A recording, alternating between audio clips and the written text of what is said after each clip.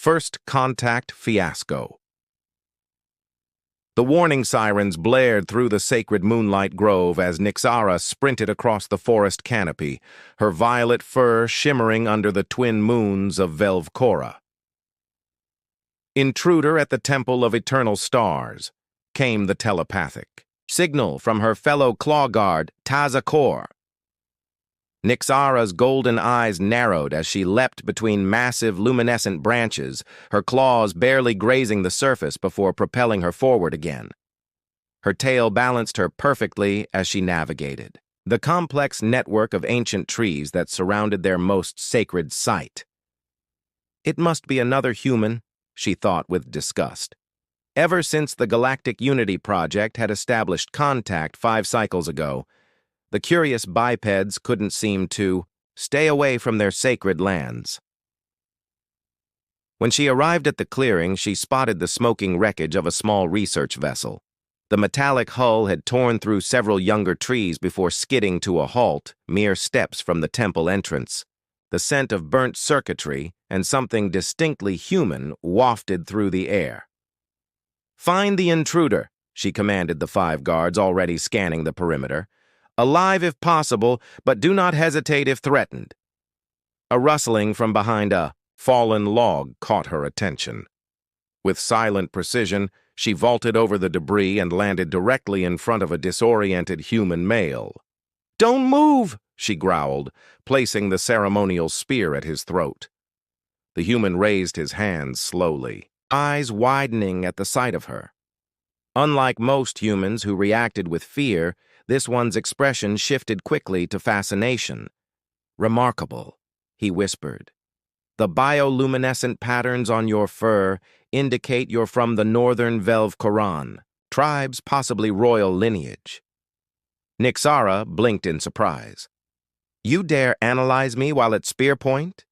Your kind truly lacks survival instincts, Dr. Kalen Rowe, exoanthropologist," he replied with a small smile that irritated her immediately. "I apologize. For the dramatic entrance, my navigation system malfunctioned when passing through your ionosphere. You have entered the Forbidden Zone, human," she hissed. "The penalty is death." To her further irritation, Kalen seemed more intrigued than frightened. "The Forbidden Zone?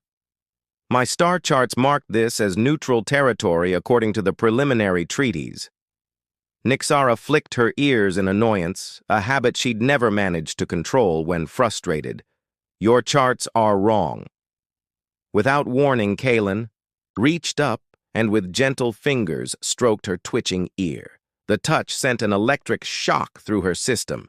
In one fluid motion, she pinned him against the nearest tree tail, lashing wildly behind her. "You dare touch me without permission?" Kalen looked genuinely confused. "I'm sorry, I thought the ear flick was a social cue. Your species profile mentioned tactile greetings. Not with strangers, not with humans, and certainly not with trespassers," she snarled, though strangely the warmth of his touch lingered. "At least offer snacks before such familiarity." To her astonishment, Kalen slowly reached into his pocket and withdrew a small silver package. "Would this help? It's a protein concentrate with taurine. Earth's felines seem quite fond of it." Despite herself, Nyxara's nose twitched at the enticing scent. The council would expect her to reject anything from a human, but something about his earnest offer weakened her resolve. "I will accept this peace offering," she stated formally, taking the package. "But don't mistake it for forgiveness. You still face judgment from the Claw Council." "Fair enough." Kalen nodded as she released her grip. "Though I'm hoping we might find common ground, I'm here to learn not to harm." Nyxara studied him carefully. Perhaps this human was different. Or perhaps he was simply more clever than most. "I am Nyxara, Chief Hunter of the Claw Guard," she finally said. "And you, Dr. Kalen Rowe, are now my responsibility until the Council decides your fate." Cultural clashes. The Council's judgment had been swift yet unexpected. "The human will remain under your supervision, Nyxara, until the next lunar alignment," Elder Miriath had declared her silver whiskers twitching with disapproval. Study his purpose here and determine if he poses a threat to our ways. Now as dawn broke over the Crystal Valley, Nyxara led Kaelin through the winding paths of her village, her tail swishing with undisguised irritation. "Try to keep up, human," she called over her shoulder. "And stop staring at everything like a newborn cub." Kaelin hurried behind her, nearly tripping over a decorative stone carving. "I can't help it," he admitted breathlessly. "Your architecture is remarkable. The integration of living plants with crystalline structures suggests an advanced understanding of botanical engineering." Nyxara rolled her golden eyes, yet couldn't help feeling a spark of pride at his admiration. "The dwellings grow with us. We don't build like humans. We harmonize." They passed a group of violet-furred cubs practicing hunting stances under the watchful eye of an elder.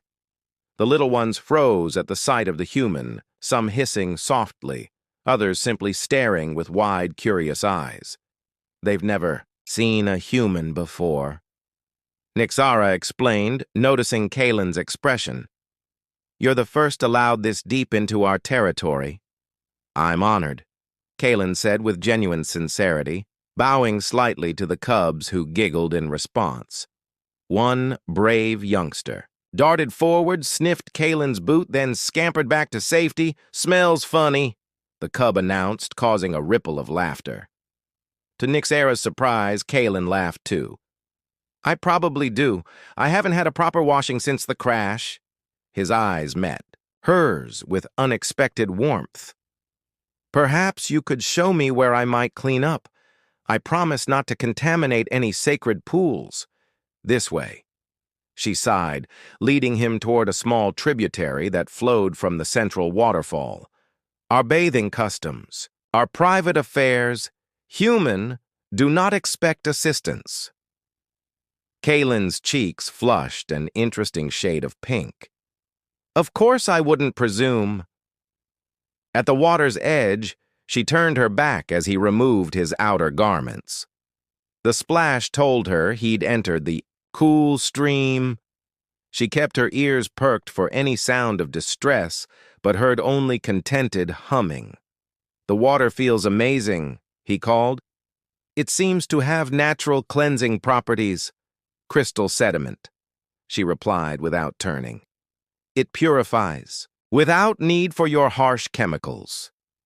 "Fascinating," he responded with that infuriating enthusiasm. "On Earth, we're only beginning to understand therapeutic mineral properties in water."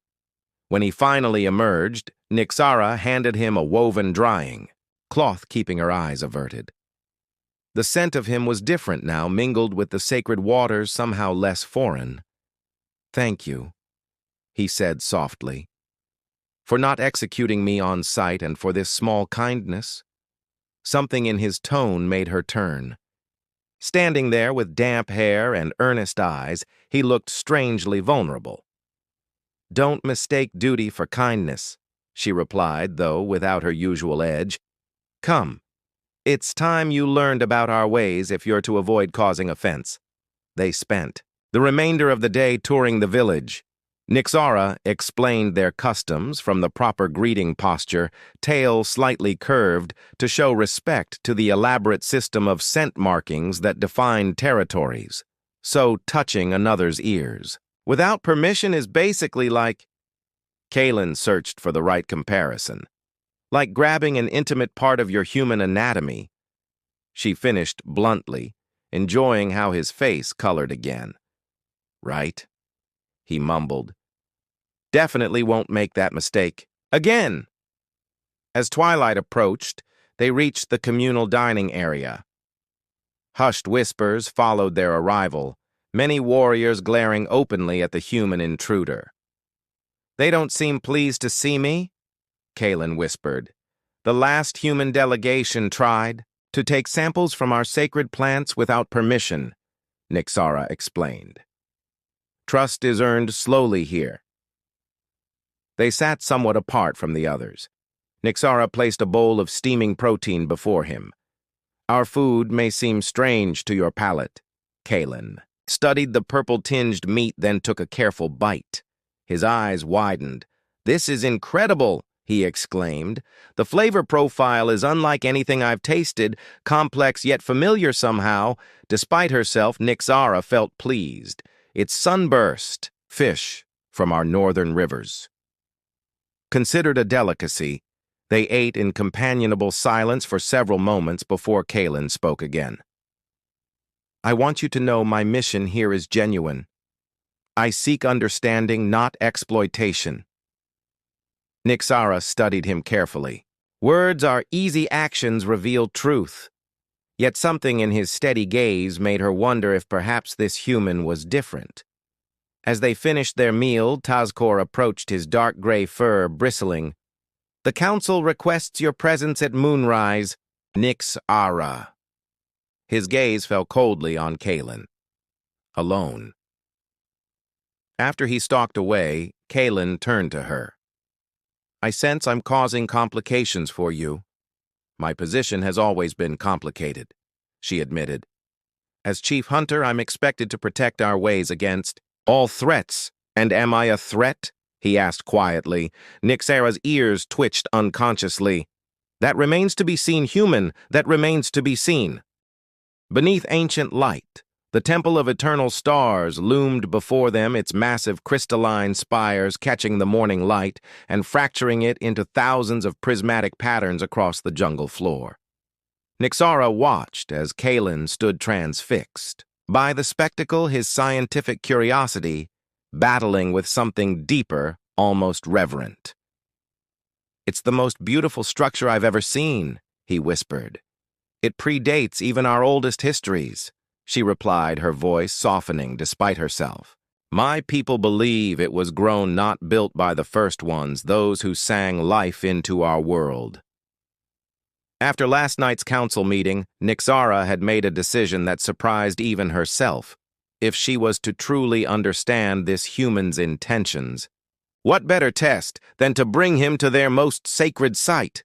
Elder Mirith had warned against it, but hadn't forbidden it outright. "You may enter, but touch nothing without permission," she instructed as they approached the towering entrance. "The energies here are ancient and unpredictable." Inside the temple, the air hummed with subtle vibrations. Massive columns twisted upward like living trees, their surfaces etched with luminescent symbols that pulsed gently in patterns that seemed almost like breathing. The floor beneath their feet was polished stone, inlaid with what appeared to be star charts of incredible complexity. Kalen moved slowly, his usual barrage of questions silenced by awe. He knelt to examine the floor markings, careful not to touch them. "These constellations," he finally murmured. "Some match our known galaxy, but others." He looked up at Nixara, his eyes wide. "These show star systems that would have been visible only millions of years ago. The temple shows the sky as it was when the first ones walked Velv-Cora," she confirmed.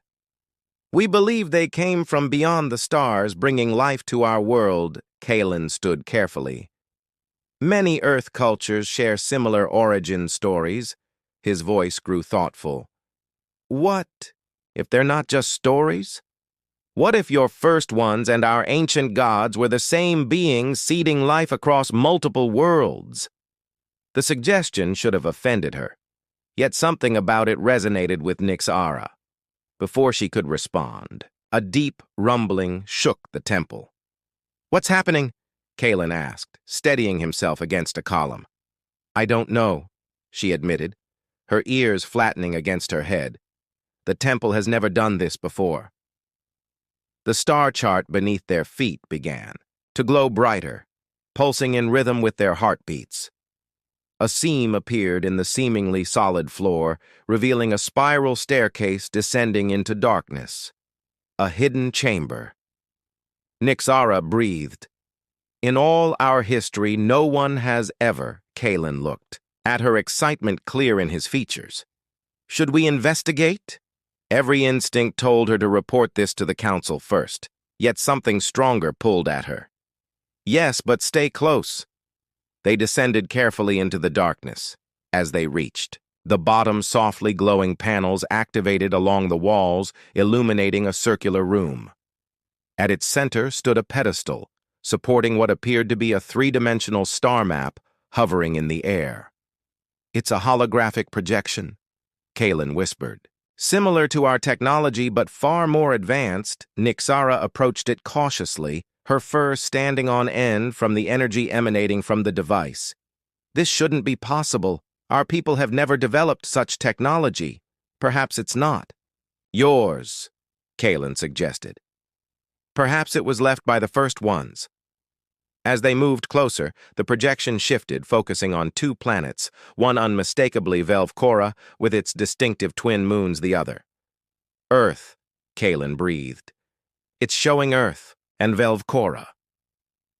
Between the planets appeared symbols neither could fully comprehend, yet somehow Nixara felt their meaning.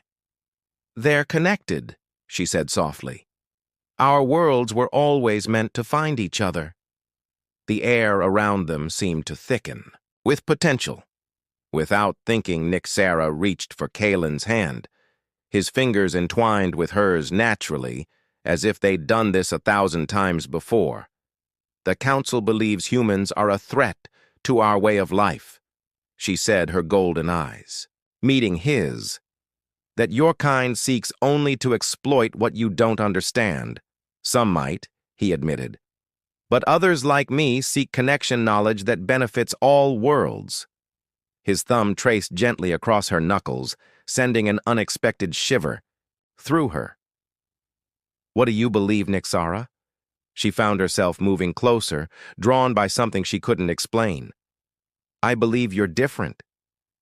The admission felt like surrendering something precious and gaining something greater. The light from the hologram cast blue shadows across his features, highlighting the earnestness in his eyes. For a moment, the differences between them, their worlds, their forms, seemed to vanish, leaving only this connection. "This understanding, Nixara," he whispered. "Her name, like a sacred word." A sudden noise from above broke the moment. Footsteps. Voices calling her name. Reality crashed back. "The Council," she hissed, dropping his hand. "They must have sensed the temple's activation. What will happen if they find us here together?" Kalen asked, concern evident in his voice. Nixara's ears flattened. "Nothing good." She glanced at the stairway, then back at the hologram, making a swift decision. "We need to hide this discovery until we understand it." With practiced movements, she located the control panel, and the projection faded. Taking Kalen's hand again, she pulled him toward a shadowed alcove, just as voices echoed down the stairwell.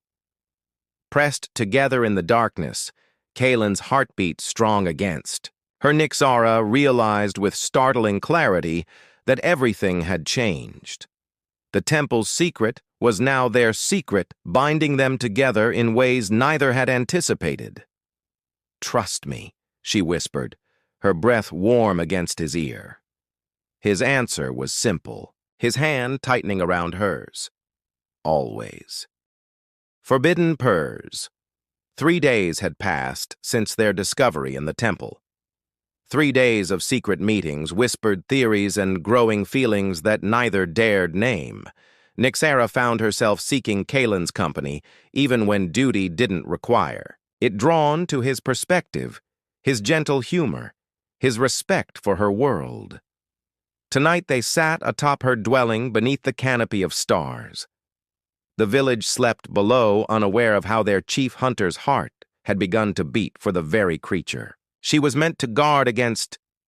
"The Council grows suspicious," Nixara said softly, her tail unconsciously curling around Kalen's wrist. "Tazakor follows us, questions my decisions, questions you." Kalen's fingers gently stroked the fur along her, forearms sending pleasant shivers through her body. "Do you regret showing me the temple?"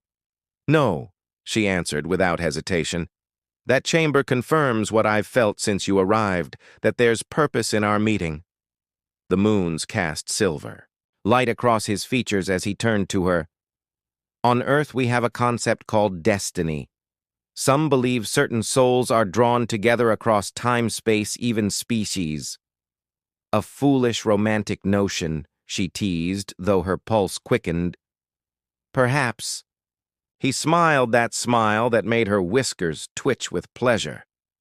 Yet here we are. Impulsively, Nyxara leaned forward, brushing her nose against his in the traditional greeting of closest companions. His scent filled her senses, no longer foreign, but essential, familiar, beloved. In my culture, she whispered, this means I choose you above all others. Kalen's breath caught. With gentle reverence, he cupped her face. And in mine, this means the same. He pressed his lips to hers in a human kiss. The sensation was new, electric perfect. Nyxara purred deep in her throat as his arms encircled her. A sudden hiss from below shattered their moment. Tazakor stood in the clearing, his eyes gleaming with righteous anger. Betrayal, he spat. The council will hear of this, Nyxara. You choose a human over your sacred duty. Before either could respond, he vanished into the night. Kalen gripped her hands. What happens now? Nyxara's ears flattened against her head, her golden eyes meeting, his with fierce determination. Now we fight for what we've found, for what the temple showed us for us. She pressed her forehead to his, their breaths mingling in the cool night air. Whatever came next, they would face it together. Two worlds, one destiny. Between worlds, the grand chamber of the Claw Council echoed with angry voices as Nyxara stood proud and defiant before the 7 elders. Beside her, Kalen remained calm despite the hostile glares and occasional hisses directed his way. You have betrayed your position, your people, and our sacred traditions. Elder Miriath's voice cut through the chamber, silencing the others. Not only did you bring a human to our most sacred temple, but you developed. She paused, searching for an appropriately disgusted term, feelings for this outsider. Tazakor stood to the side, his dark gray fur bristling with vindication. I witnessed their inappropriate contact. The chief hunter has been compromised. Nyxara's violet fur rippled with barely contained emotion, but she kept her voice steady. With respect, elders, what Kalen and I discovered beneath the temple changes everything. The first ones connected our worlds long before any of us existed. Convenient claims, scoffed Tazakor. With no evidence, because you prevented us from showing the council, Kalen interjected, earning shocked gasps at his audacity to speak. The chamber contains technology beyond either of our civilizations. It shows Earth and Velvcora linked by the same creators, Elder Myrith's tail lashed impatiently.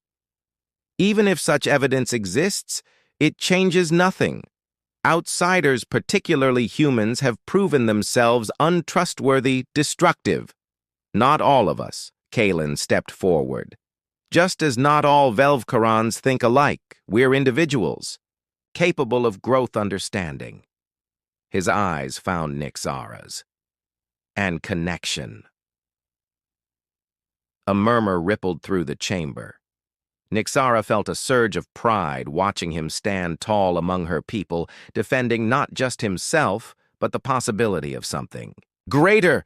Enough, Elder Myrith declared. Nyxara, you are relieved of your position as chief hunter.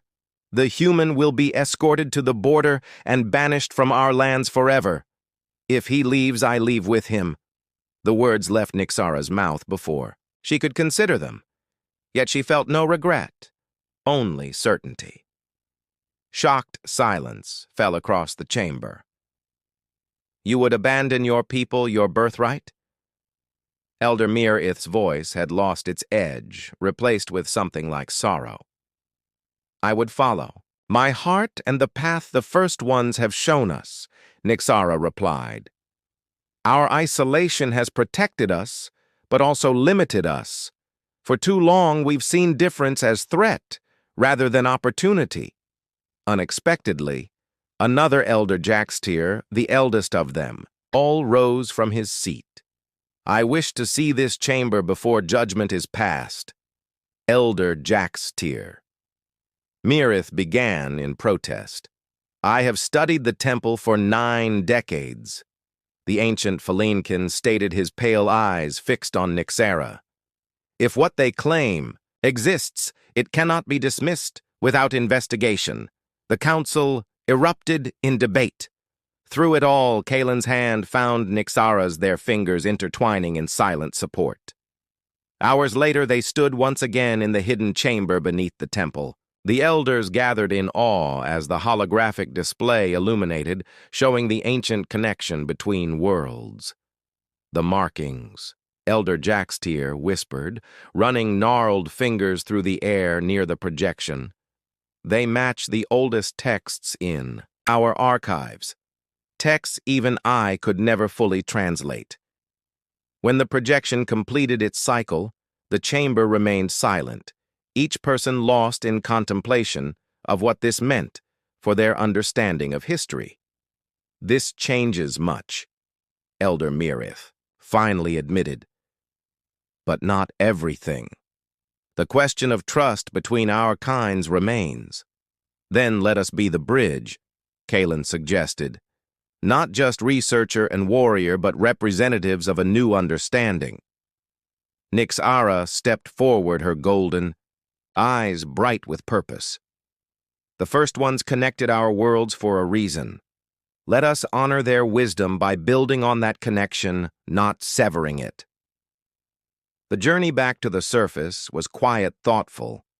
The council retreated to deliberate while Nyxara and Kalen waited under the stars, their future uncertain, yet somehow full of hope.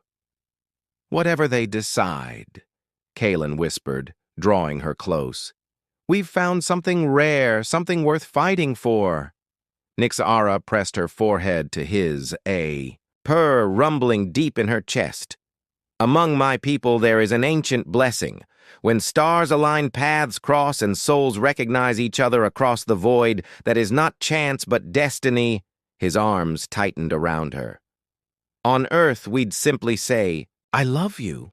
Her whiskers twitched with amusement. So inefficient, you humans. Yet somehow you love me too, he teased. Against all logic, against all tradition, she agreed, touching her nose to his. Yes, I do. When dawn broke over the Crystal Valley, the council delivered their verdict.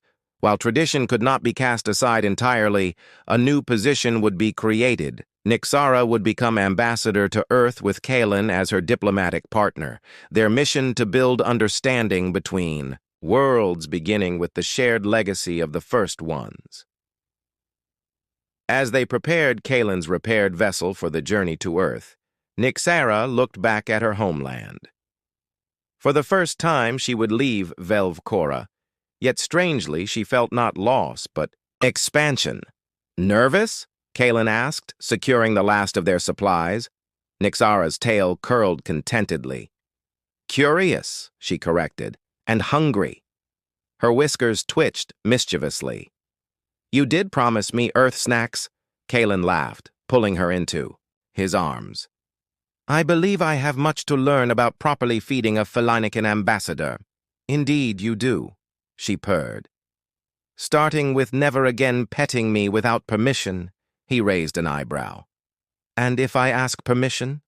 Her golden eyes sparkled. With promise. Then, human, I might even purr for you.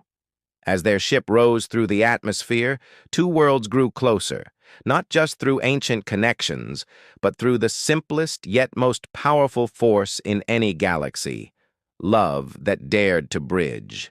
The stars.